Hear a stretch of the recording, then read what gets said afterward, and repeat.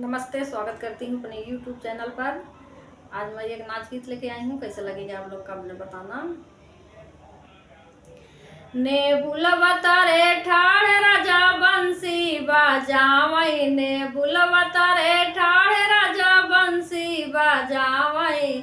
हम जानी अपन मम्मी बोलावई, हम जानी अपन मम्मी बोलावई। नजरिया से मारी राजा हमका बोलावई, नजरिया से मारी राजा हमका बोलावई। ने बुलवता रे ठाड़ राजा बंसी बजावई, ने बुलवता रे ठाड़ राजा बंसी बजावई।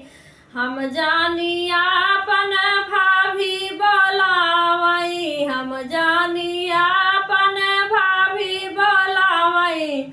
नजरिया से मारी राजा हमका बोलावई, नजरिया से मारी राजा हमका बोलावई।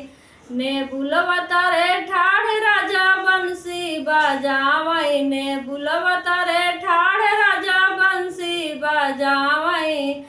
हम जानी अपन बहिनी बोलावई, हम जानी अपन बहिनी बोलावई। नजरिया से मारी राजा हमका बोलावई, नजरिया से मारी राजा हमका बोलावई। ने बुलवता रे ठाड़ राजा बंसी बजावई, ने बुलवता रे ठाड़ राजा बंसी बजावई।